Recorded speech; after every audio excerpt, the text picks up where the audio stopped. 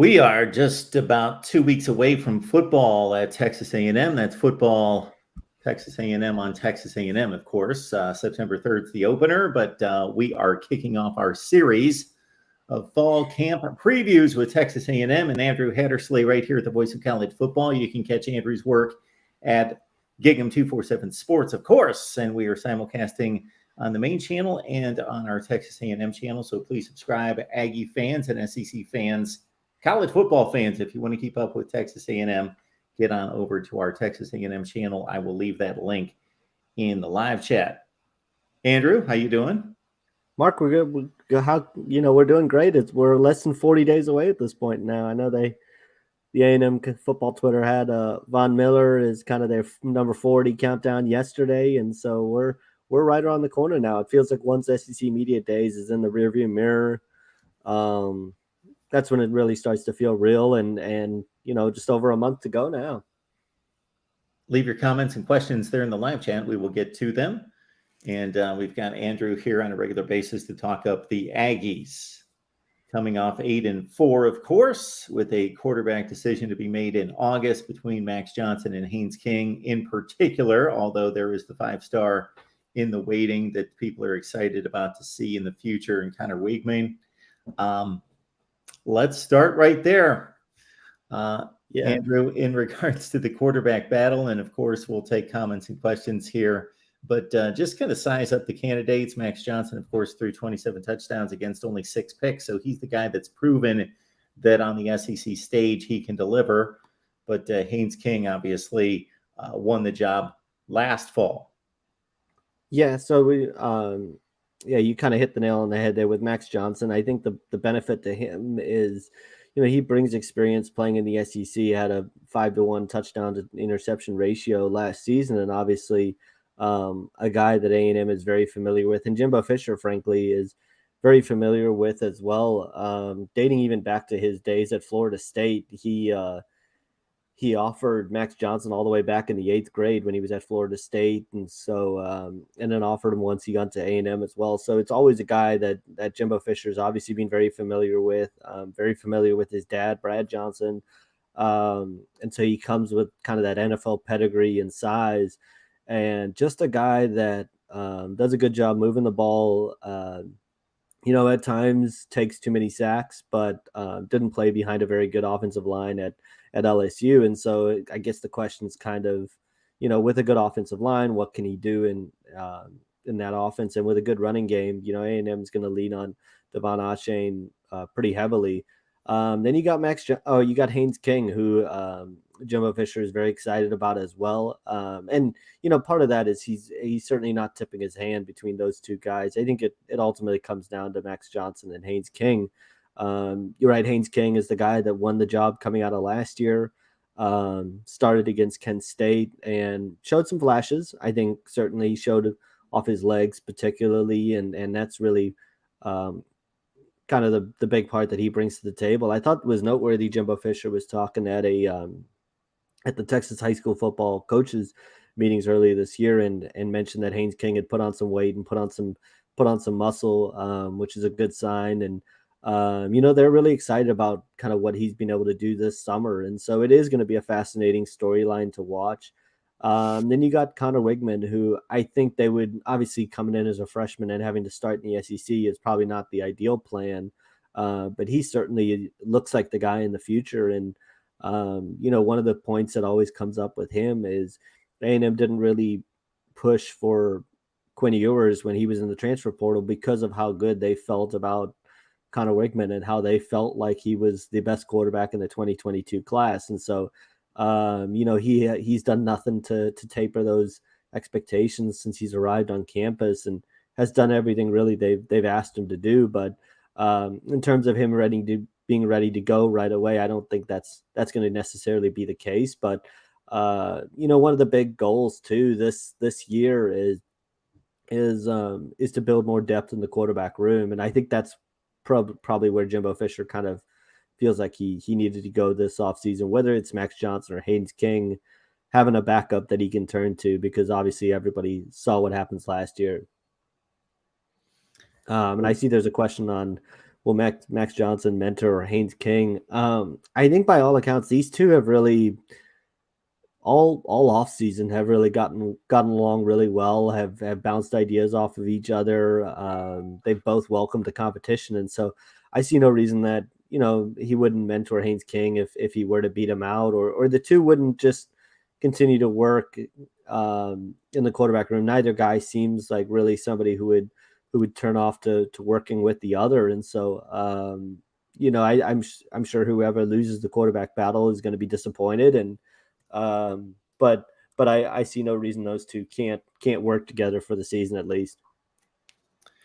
Unfortunately, the headliner going into camp at this point, in addition to the quarterback battle, is the situation concerning senior wide receiver Anaya Smith, probably the biggest proven playmaker on the offense with Isaiah Spiller, running back, different position, but in terms of making plays on the offense, of course, moving on to the next level. Anaya Smith was arrested last Wednesday, charges of driving while intoxicated, unlawful carrying of a weapon, and marijuana possession of less than 2 ounces. That was just a day before he was slated to appear at SEC Media Days. Not a whole lot was stated at SEC Media Days. I heard Jimbo Fisher basically say, we can't comment on the situation until everything is vetted out and investigated. So don't expect you to say too much about this, Andrew, but obviously not a good situation, but hopefully things get cleared up. No, certainly not something you want to have happen before SEC Media Days. And, I think one of the things when it came to that situation, I mean, I wouldn't have expected Jimbo Fisher to really have much to say anyway, other than, we're continuing to gather information and we'll have a statement down the line.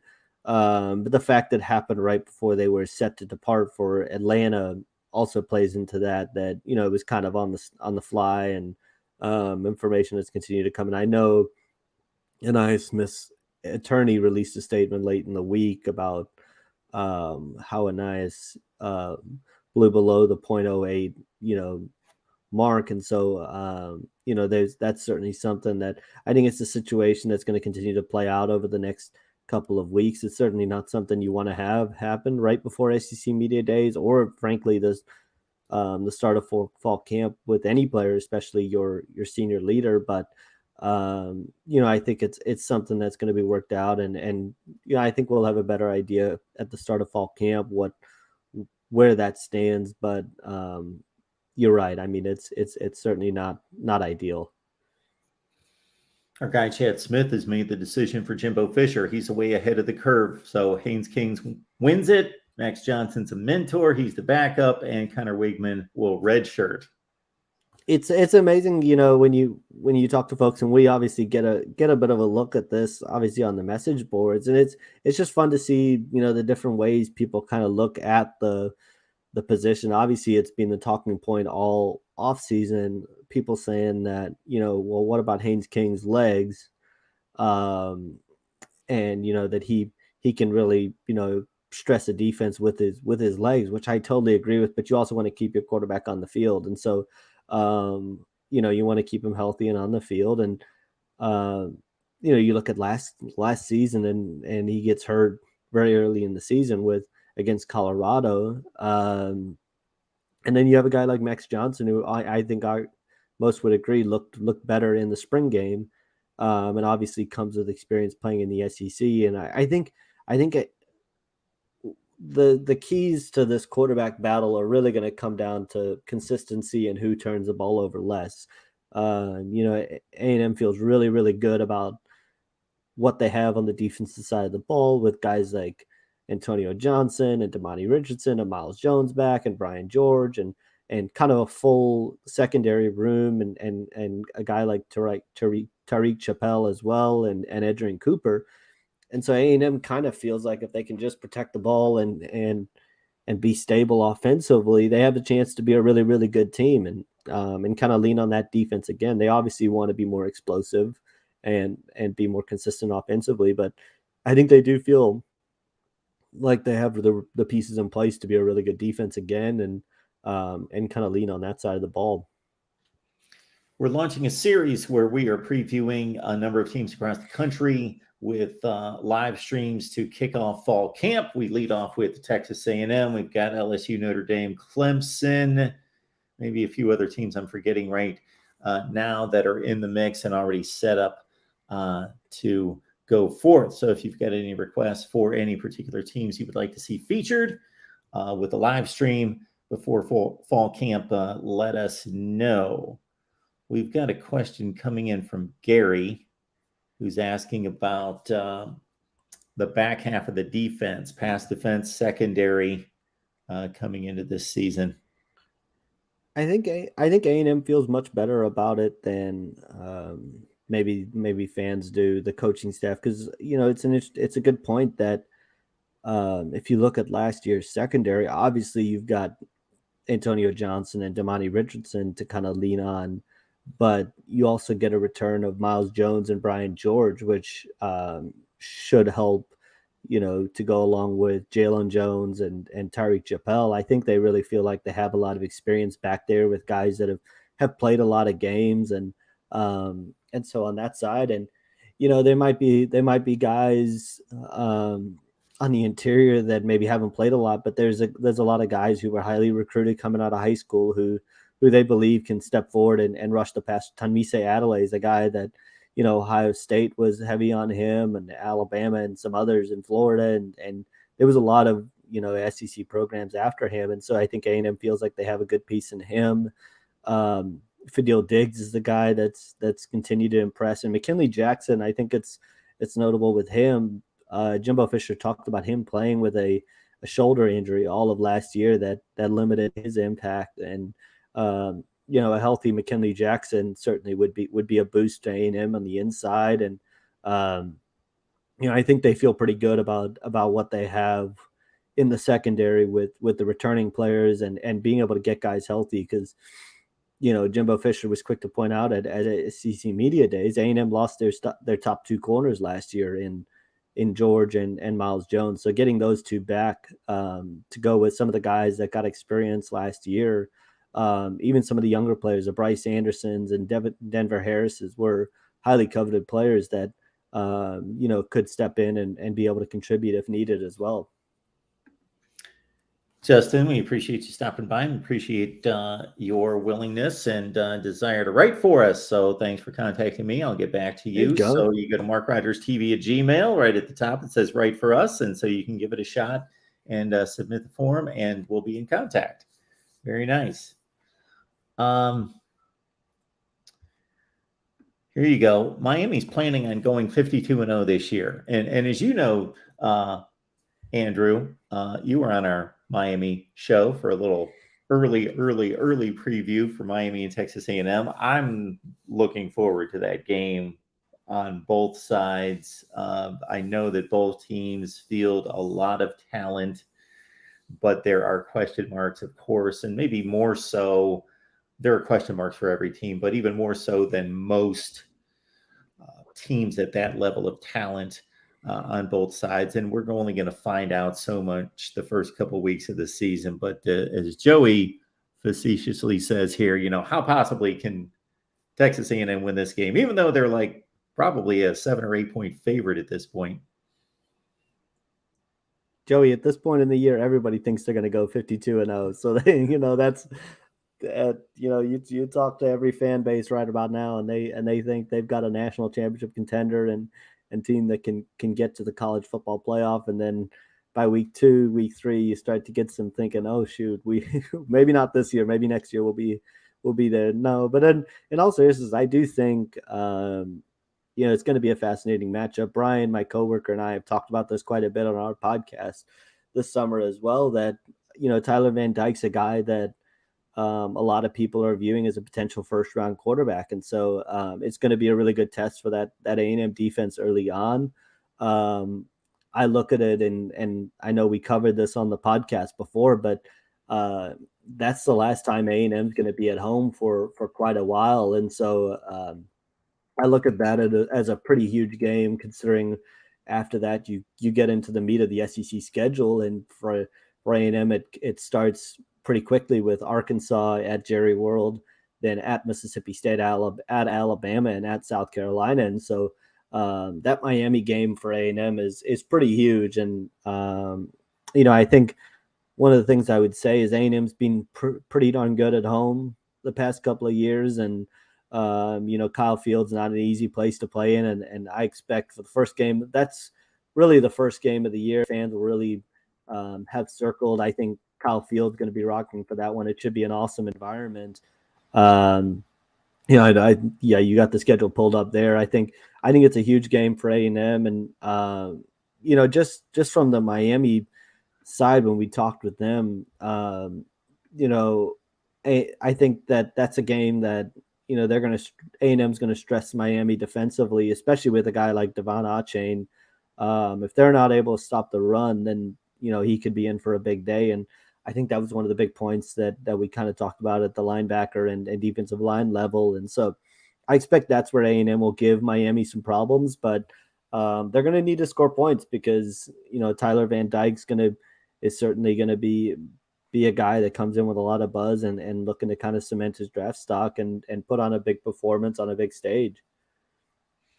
As you mentioned here, Andrew, and you said this before when we got together, this is a bit of a scheduling quirk. Now, there is a bye involved and there is a neutral site game, but still, I don't know if you could find a team in college football that played at home coming up this fall on September 17th and doesn't make it back to home until October 29th.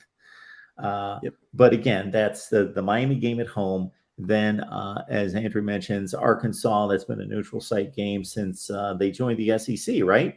Since Texas A&M, and one that I think the contract runs through 2024. And, if you talk to Ross Bjork, I think he's eager to get that game back on campuses. And I think Arkansas kind of feels the same way. And so we'll see what happens at that point. But until then, it's at AT&T Stadium. Then 3 consecutive road games with a bye before South Carolina. So a very odd 4 consecutive non-home games and a bye that keeps the team away from Kyle Field for 5 to 6 weeks there. So huge game just on that perspective, just looking at, that Miami game is one you feel like if A&M wants to have the season that they want to have and get to 10 wins and get to, be in college football playoff contention, that's a game they've got to win. John's got a good question coming in, but before we get to that, because that's looking forward to 2023, let me hit on just one other aspect of this, because there seems to be 2 things that contradict each other here. From the standpoint of where the overall program should be, they hired Jimbo Fisher. He's won a national championship. He's been extremely successful at Florida State. They throw him a ton of money. He's now in his 5th season. He didn't take over a disaster of a program. He took over a good program, a top 25 program. Of course, the mission is to lift it much higher than that. So he didn't take over a disaster, but he did have to upgrade, of course, recruiting and upgrade the development of the players. He's now in a 5th season. He's had one, what I think most college football fans would consider to be elite type season, just barely missing the playoffs in 2020. Otherwise, it's been 8-5, 9-4, 8-4 without a bowl game this past season. So getting to the point where the expectations need to be fulfilled, but because of the losses in the front 7, Isaiah Spiller gone, even though there's a great replacement in Devon Achane, and the quarterback situation, this doesn't seem to necessarily be the year that they're going to break through.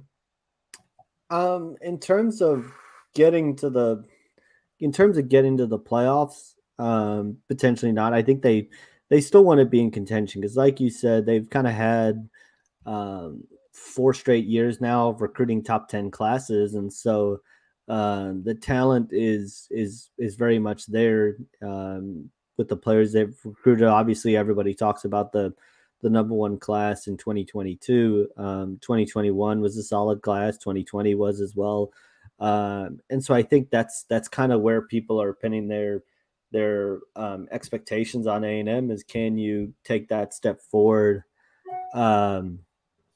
can you kind of take that step forward and be that program that can, if you're not challenging at least for the college football playoff, at least at the 10-win mark, at least get into the at least hitting double-digit wins. I think that's where kind of people expect A&M to be at this point in the process. And Jimbo Fisher's certainly spoken highly of the quarterbacks that he had and believes in them, and some of the talent that they have on campus. So I think that's where kind of the expectations come, is the level they've recruited at the past couple of years.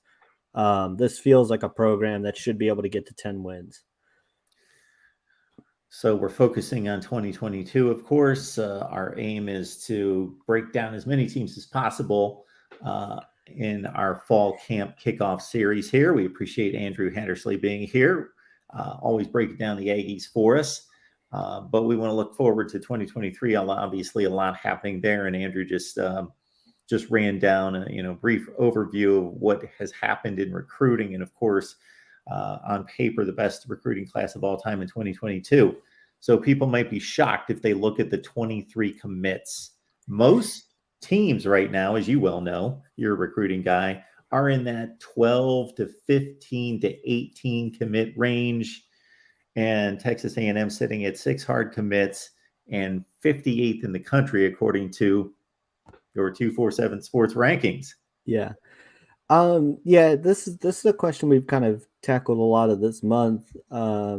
And there's a couple of ways to look at it. One, I think, it's not ideal when targets like Malik Mohammed and Jonte Cook, head to Texas. I think those are two guys that A&M certainly would have loved to have. Jonte Cook was a guy that Texas has led for quite a while, so that wasn't necessarily a surprise. And once they got Arch Manning, I think that pretty much closed the book on A&M getting Jonte Cook. Malik Mohammed, I think, is probably one that would kind of have the feeling of one that got away a little bit. A&M kind of led for him in the spring, and then Texas kind of surged there the past month or two.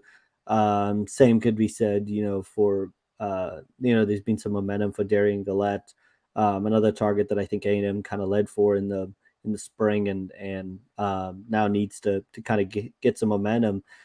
But the point I would make too, as well, is A&M's is this going to be a year that A&M signs the number one class? Probably not.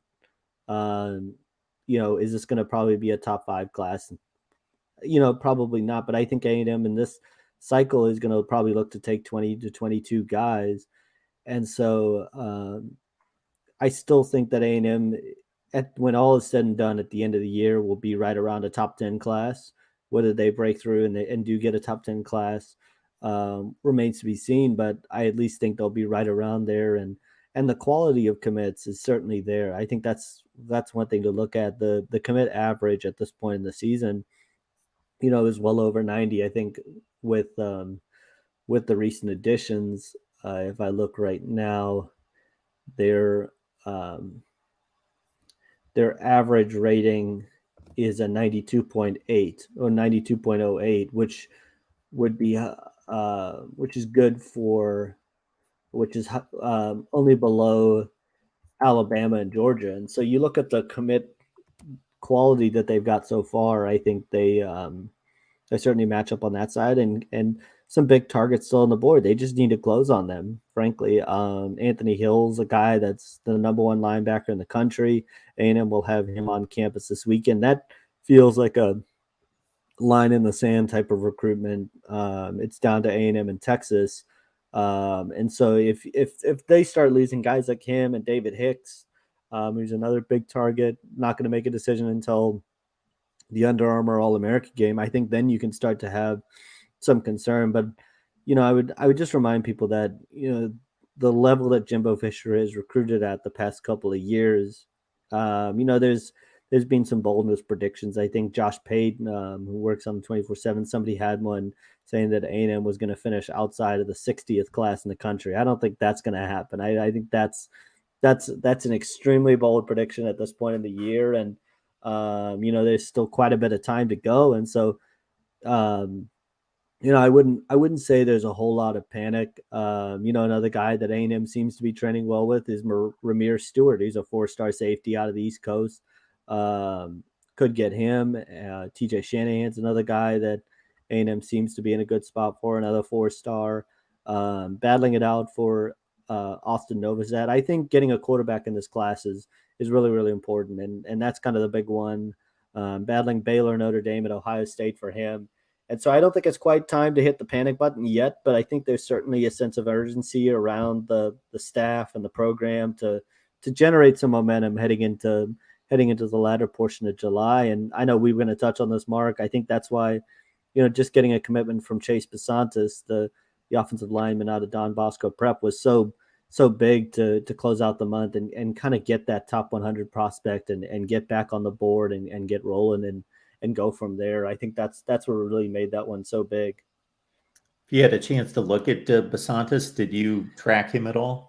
Yeah, so he's a guy, I would say, for any A&M fans out there, if you're looking for some fun film to watch, he's certainly got it. He's got about 9 minutes of just pancaking people, whether it's in pass block or run block, just a mean, nasty lineman that kind of seems to fit perfectly with the Steve Adazio, tough-minded, kind of mean, nasty type of approach as well. I think it's almost a match made in heaven between those two. And, it's an interesting day because it's a guy that A&M, really wasn't a ton of buzz for him until April or May when he locked in his official visit to A&M in June, and really clicked right away with Steve Adazio. The two of them being from the East Coast, really clicked on that front. Steve Adazio has some ties on the East Coast, and so he's a guy I think A&M really started to search for over the last couple of weeks. Came down to A&M and Rutgers, who fought hard to keep him in their backyard, and really a guy they wanted to keep home. But the connections to Steve Adazio and really, I think the way the two of them kind of connected mindset wise was what ultimately made the difference. But just a huge addition for A&M on the offensive line. It's an interesting recruiting battle, not one that Texas A&M wages very often. It's typically LSU, Alabama, Michigan State, Ohio State coming down. Yeah, I saw Michigan State on the board. They were close. Yeah. But Rutgers in particular, the final pitch could be, do you want to stay home? I get that. You want to stay home possibly, but you want to play in front of 27,000 people every week on the Big Ten network, or do you want to play at Texas? Exactly. And so I think that was certainly kind of the pitch. That was certainly the pitch, is do you want to play in front of, the 100,000s and play at Kyle Field or stay at home? And, Rutgers is certainly pushed to keep a lot of guys close to home. And, but I think ultimately the success Steve Adazio has had putting guys into the NFL was kind of what made the difference in the end. And again, just a really important addition momentum wise for A&M to get him in right before a big recruiting weekend. We are catching up to all your questions. We appreciate everybody being here. Andrew, you can certainly let me know how much time you've got. So we want to respect your time. So just let me know when you need to go. But we'll catch as many comments and questions in the live chat as possible. Talking of Texas A&M. I'm still good for a while. So nice. August 8th is the opening of camp. September 3rd is the opener for Texas A&M. We had the schedule up there just a second ago. Most of you non-Aggie fans will be watching Texas A&M for the first time. I will include myself in week 3 against Miami. One of the games I truly want to see in the non-conference schedule coming up this season. Want to remind everyone as well, we've got a Texas A&M channel. We would ask that you would subscribe. If you like Texas A&M, of course, please subscribe. There you get a lot of analysis from Andrew and a few others, but basically featuring Andrew on our Texas A&M channel. And if you just want to support the voice of college football, you know what the deal is. Please subscribe to the Texas A&M channel. Even if you have no interest in the Aggies, get us to 1,000.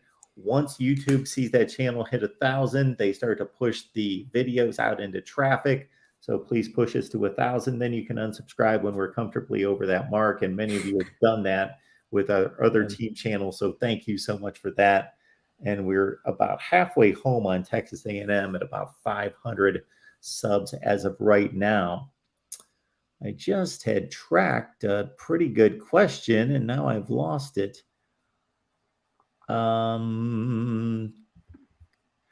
Rhode Island Guy 99 is going to the kicking game this year for Texas A&M, which, of course, Andrew, has been a huge strength for this program the last few years.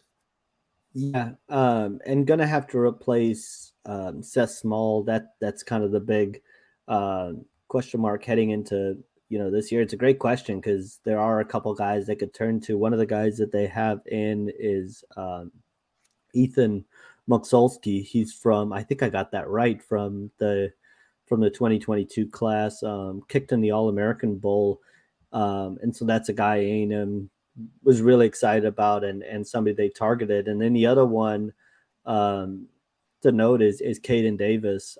He's been around on campus for multiple years now and looks like the natural guy to kind of step in for Seth Small. Was on kickoff duty, but has a big leg and has some experience. And has looked good at times. So he's certainly the guy I would look for as kind of the as the one to take over.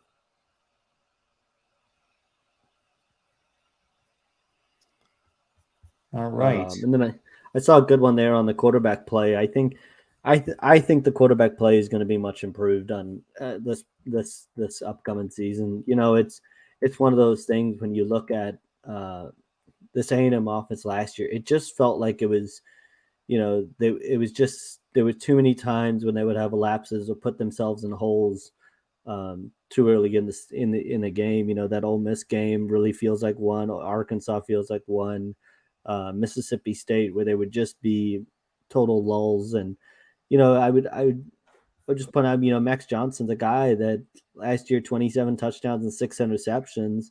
With 12 starts and a completion percentage over 60%, that's going to win you a lot of games. Average 234 passing yards per game. That's a guy with experience playing in the SEC, and so I do believe that the quarterback room will be much improved. Zach Calzada played the game of his life against Alabama. That was certainly well documented, but the rest of the year, just far too inconsistent. You look at that Auburn game, for example, at Kyle Field. A&M won that game without even scoring an offensive touchdown. Their points came on a fumble recovery and scored. And so, I think I expect A&M to be more improved there and get better play out of the quarterback position. And whether that's Max Johnson or Haynes King, I think both will present A&M with an upgrade this offseason or this coming season. Andrew, as soon as you mentioned the Auburn game, my thought is, wow, that was a devastating defensive performance. Bo Nix was still there. Auburn was playing well. They won for 6 of their first 8 games. I saw Texas A&M play that kind of defensive effort a few times last year, but it wasn't – they're going to be off weeks, but still – They really showed to be elite on occasion, but it wasn't consistent throughout the season. Yeah, they played in spurts, right? And I think that was kind of the problem all around with A&M last year. You look at that Arkansas game, got off to a really, really slow start in the first half, put themselves in a hole, but they played at an elite level the second half of that game to even have a chance to be in that game. And then obviously an interception at the beginning of the fourth quarter kind of put that game away and allowed Arkansas to go up 2 scores. And you just didn't feel like A&M really had enough offensively once they went down 2 scores to have a chance in that game. But even going a game before that, look at that Colorado game and what A&M was able to do with the offense contributing nothing when Zach Calzada came in, and they played at an elite level in that game. And so you're right. I mean, that Auburn game though was really the one that stuck out in terms of just the way A&M played in that game, and a game that, remember, at that time you mentioned Auburn playing really, really well. Whoever won that game, it felt like might be able to make an outside run at maybe second in the SEC West, and depending on how the rest of the year went, and potentially could sneak into the, make a run at the top 10. I think it was if I remember correctly, it was a 13-14 game or 13-12 in terms of rankings. number 13, number 12, somewhere in that range. They were both in the top 15 in the first college football playoff rankings. And so, the way A&M's defense just kind of stifled them. You're right. It was just an elite performance, but that game could have been a whole lot more comfortable if A&M could have done anything offensively. And just really the consistency, the turnovers, the mistakes held A&M back all year. Catch Andrew's work at Gig'em 247 Sports. Please do that for us. Andrew does an outstanding job, and we always appreciate him stopping by, breaking down the Aggies for us. And we'll have his banner up here in just a second. So follow him on Twitter at Andrew Hats, and then also Gig'em 247. This division, okay, this has been the best division in college football for 10 or 12 years. I'm guessing, there was a transition. I think the SEC East, when Tennessee was better, when Florida was dominant under Urban Meyer, you could have made an argument. But for the past 10 or 12 years or so, the Western Division has been the best in college football, not even close.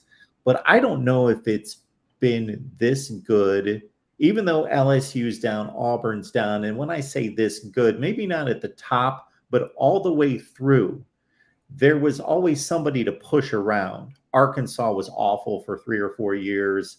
There was always somebody to push around. There's nobody to push around now. Everybody's good. Everybody's good in the end. If there's going to be anybody, it might be Auburn this year, but I'm not convinced that they're going to be that bad. I still think that they're loaded with talent and going to be, if they went and played somewhere else in pretty much any other division in college football, except maybe the Big Ten East, they might have a shot to win the thing. Like, that's how deep this division is. It's 1 through 7. Yeah, you look at that Arkansas, and you mentioned them being bad for the last couple of years. Even that Arkansas squad gave A&M, all those games were basically one possession games at AT&T Stadium. And so as bad as they had been, you always had teams that can find themselves on a week. And you mentioned Auburn, and they're a tough team to figure out because I think they've obviously got a lot of holes to replace. I have big question marks at the quarterback position about what they're going to look like, whether it's TJ Finley, whether it's TJ Finley or Zach Calzada, just not really sure, what they're going to look like. But you're right. I mean, a lot of people looking at that game against Penn State at Jordan Hare thinking, okay, they might have a chance to knock off Penn State. And so, but you're right. Even the depth, I think LSU is going to be competitive. I think LSU is going to be very competitive this year with Miles Brennan or Garrett Nussmeier. I would caution people. I watched Garrett Nussmeier in high school, and he put on one of the best performances I had seen in a game between Marcus and Flower Mound, which is a rivalry game. He absolutely destroyed Flower Mound. And so, he's a guy I think that's got all the talent in the world. If they let him take over the starting job this year or down the road, I think he's got all the talent. But you're right. I mean, the top to bottom, if you don't bring it on a certain week, and, even looking at Arkansas last year, and it could be the case for Arkansas this year, when you look at their schedule, I mean, you can be a very good team in this conference and be 8-4 or 7-5 and just have a brutal schedule. I mean, you really can. Arkansas last year had a really good team and just ran into a brutal schedule with some of the teams they had to play. Obviously, having to play Georgia and Alabama in the same year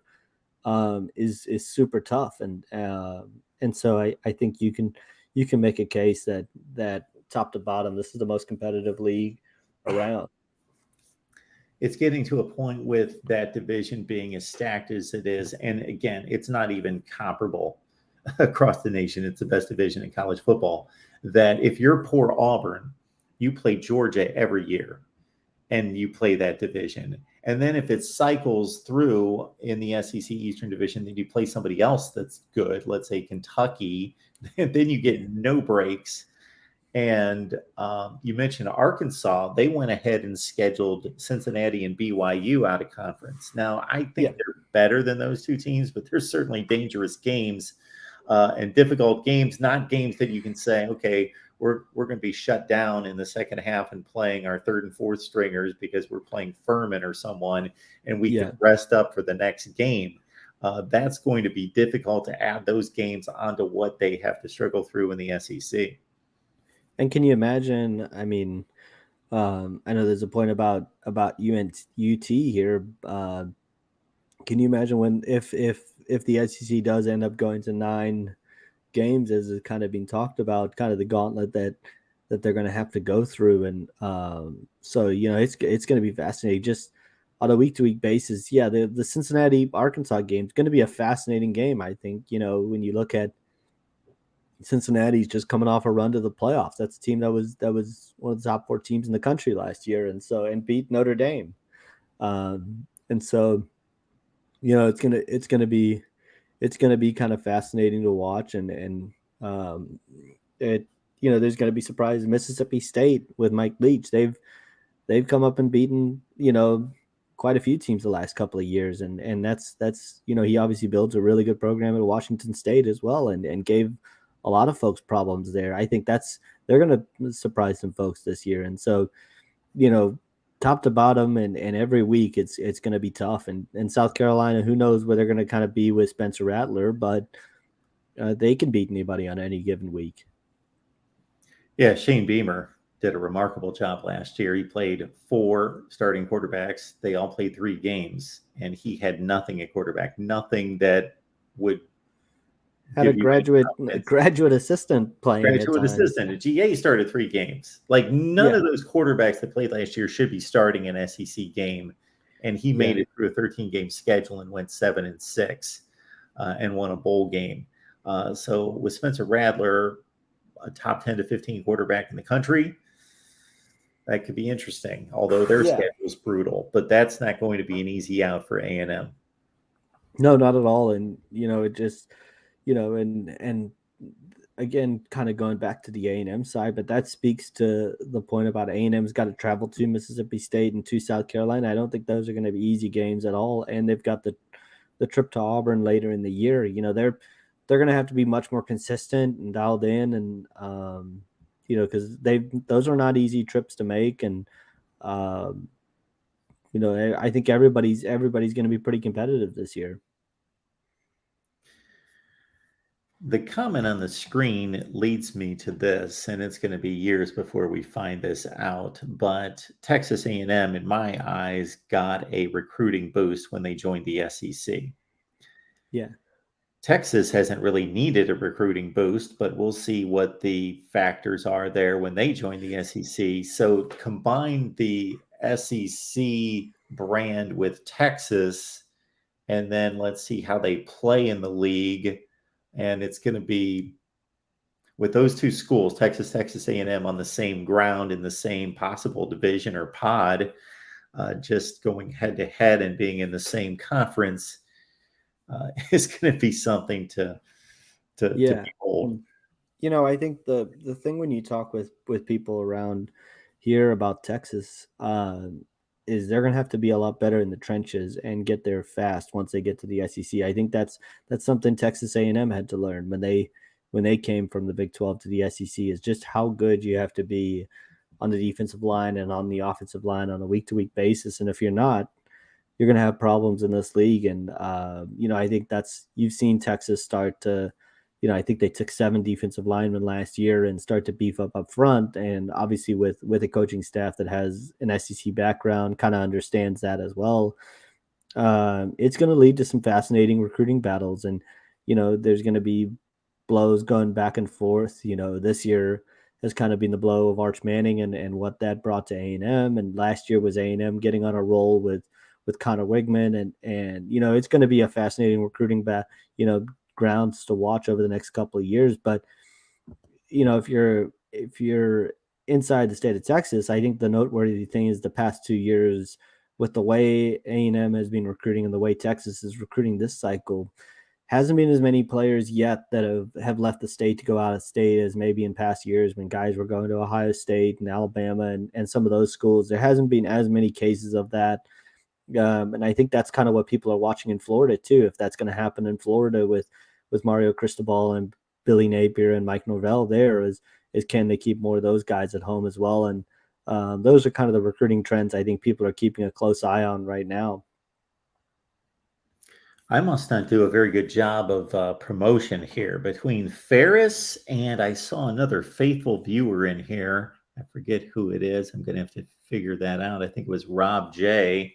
They're on these live streams all the time. Neither one of them knew that we had a USC show. So we've got a USC show every Tuesday at 4 Eastern, 1 Pacific over on the USC channel. We've been doing it now for 12 weeks.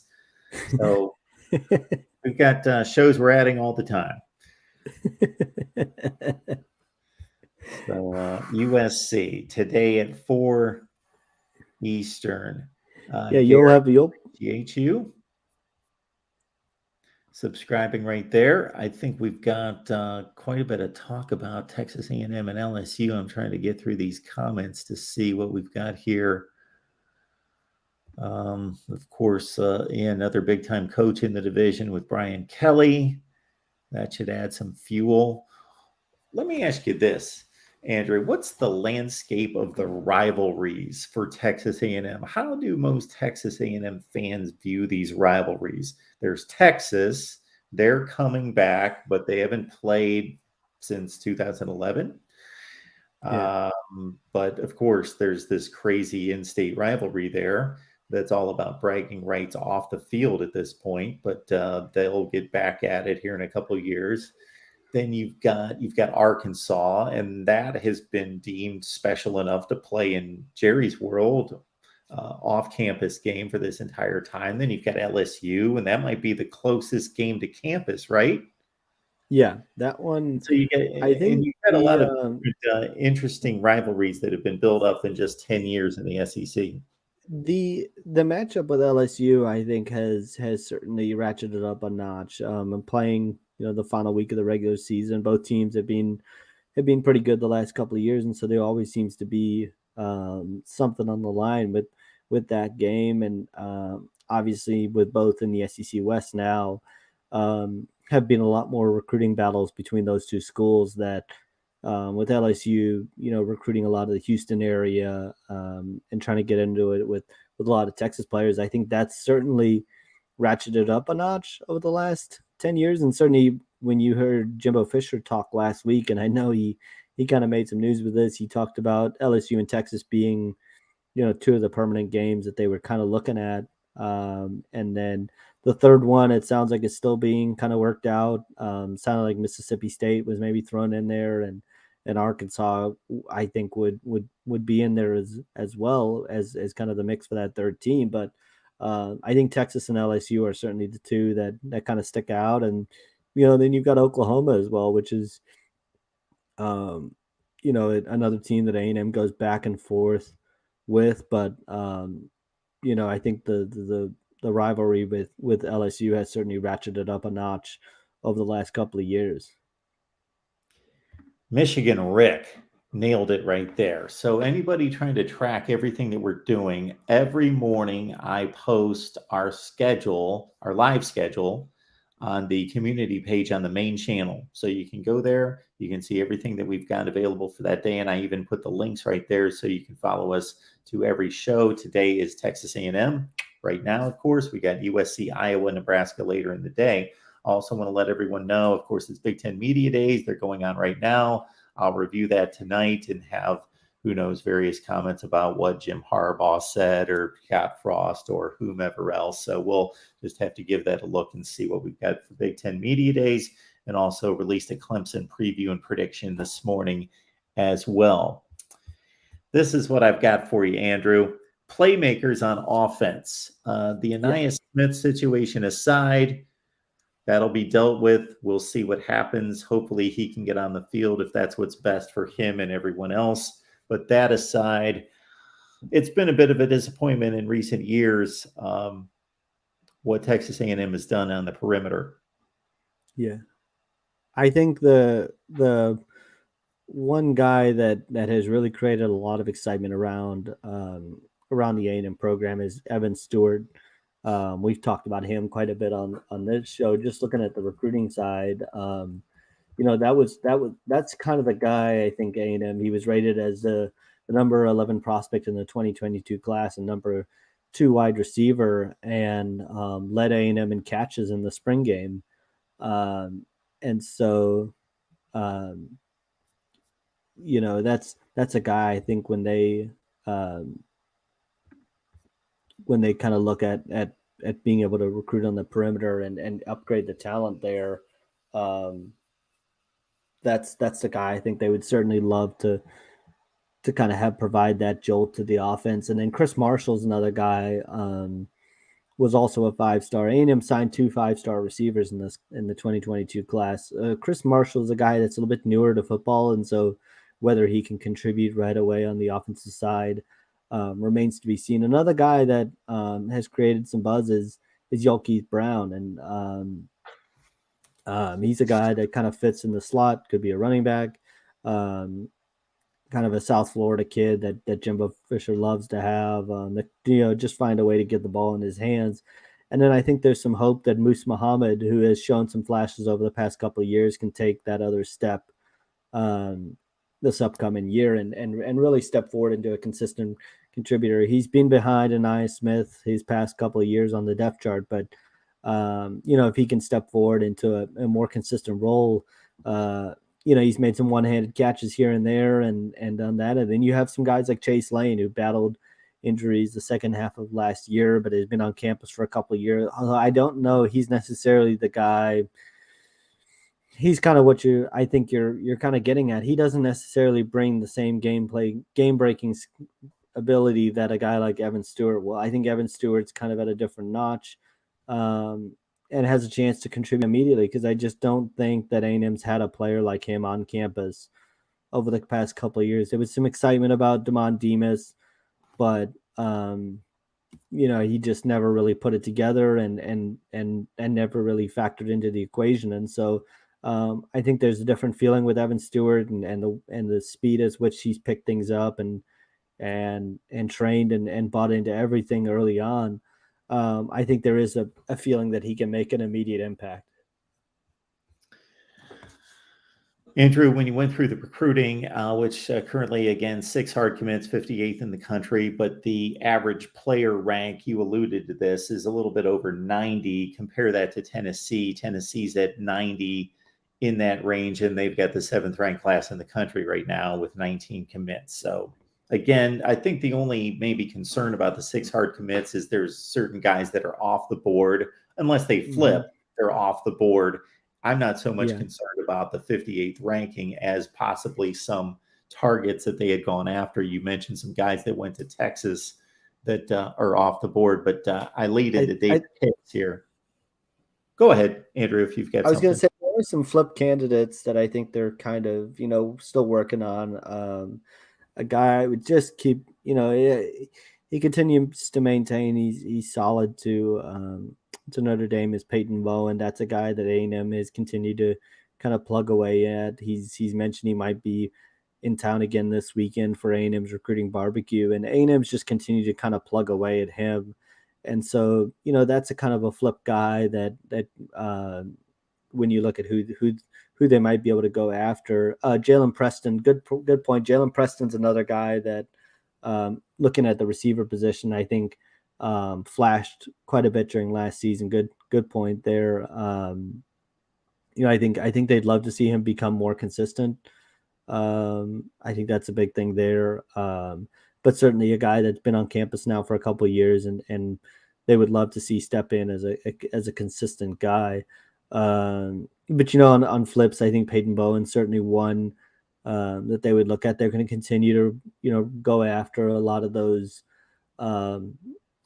Texas commits, including Malik Mohammed and Jonte Cook. And I thought that was an interesting point when Jimbo Fisher talked yesterday about how a kid's not really committed until he's signed, and shows you kind of their attitude that they're going to continue to go after guys regardless of whether they're committed or not, and continue to work to flip them. I think those are really Malik Mohammed would be one guy that they'll continue to stay in touch with until the very end. And it's going to be hard to flip a kid out of Alabama, but A&M will continue to stay engaged with Tony Mitchell, who was a guy who's been a guy that's been to A&M on multiple occasions, and then made a commitment to Alabama earlier this summer, but I think certainly a guy that A&M is going to continue to push for and go after.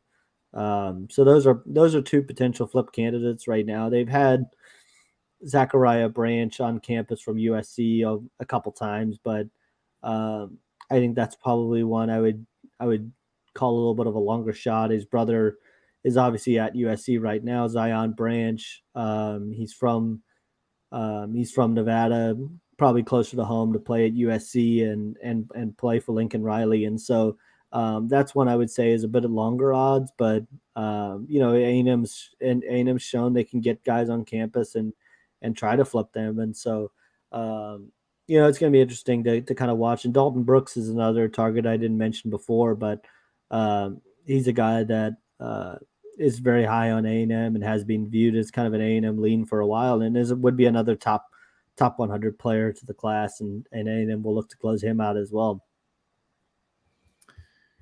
Gary, glad that you enjoyed our Iowa show last week. We'll try to deliver another good segment between Corey and myself today. Glad you enjoyed that. We will be there at 5:30 Eastern, 4:30 Central today. And this is the first of many we hope to provide in our fall camp kickoff series. We lead off with Texas A&M. And Andrew Hatterslee's here, as he always is, to talk Texas A&M football with us. Andrew, we appreciate you being here. And what do you got going on at Gig'em 247 these days? Well, A&M's got a big recruiting weekend coming up this weekend. They'll have their barbecue coming up on July 30th. And so, there's still plenty of moving parts there. Kids kind of finalizing their plans and, things popping up about so-and-so might show up or might not show up. And so running down a lot of questions and things like that. But, the visitor list is continuing to come together. Giving a look at it right now. Anthony Hill, David Hicks is a maybe. Sheldon Sampson is a big one, 5-star receiver out of Baton Rouge Catholic is a big one. TJ Shanahan, like we mentioned, Kylan Jackson. And then they'll have some 2024 guys as well, and Micah Hudson and Jaden Hardy in the mix as well. So big weekend for Texas A&M, and this was a weekend, if you remember, we've talked about that 2022 class quite a bit, but this pool party recruiting barbecue was kind of the jump start to that 2022 class last year. That's where names like Walter Nolan and Shamar Stewart and Jacoby Matthews started to come onto the radar. And so, I think there's a hope that this weekend could provide a similar sort of jolt for A&M's recruiting efforts, and something they do kind of badly need just to continue to get that momentum going. Eric, appreciate you being here. You had asked about David Hicks. Andrew addressed the David Hicks situation, top that's lineman in the country. That's a guy that it's going to continue to be a battle. I think Oklahoma and Texas A&M are very much in the mix there, and Miami and Oregon are two others that have continued to get him on campus. Michigan State's in the mix there as well. I think the thing with David Hicks is he's not making a decision. Has made it clear he's not making his decision until the Under Armour All-America game. So regardless of where he goes this weekend, whether it's to A&M or Oklahoma, there still feels like there's so much to go in his recruitment in terms of jockeying in positions. And it's kind of a bit of, I would say, in a way, wait and see. Obviously, anytime you can get him on campus is a bonus. He's already made a couple of visits to A&M this summer. But a guy that A&M is just going to continue to have to stay on, a lot of the way. And that's one that you're kind of in for the long haul and hope a good season kind of sells him. And you can build off maybe the defensive line has a good year and you can kind of be able to sell that to him. But local kid from Katy Pato that can get over to campus whenever he needs and has some good relationships with the staff. So I think at this point he's playing things close to the vest and just kind of continuing to look at all of his options. And we'll see where things kind of come. That one's probably going to pick up later in the fall, right around December when it gets closer to decision time. All right, folks, follow Andrew on Twitter. There you see it on the banner right there, Andrew Hatz, and also Gig'em 247 Sports, covering Texas A&M football and athletics across the board. All right. We hope to do many more of these. We've got Clemson, Great. Notre Dame, LSU, and maybe a few others that I'm forgetting scheduled. Fall camp previews. Texas A&M hits the field, everyone, August 8th. And we will be very interested. Great questions for the most part. Yeah. Yeah. There were some really good questions. Excellent questions. Appreciate everybody being here. We've got USC up next at 4 Eastern and 1 Pacific. Andrew, we couldn't do this without you. So thanks so much for stopping by today. Anytime. Thanks for having me. Have a great rest of your week. Appreciate you. Thank you, sir. You too. Everybody else, we'll see you on USC Live at 4 Eastern and 1 Pacific.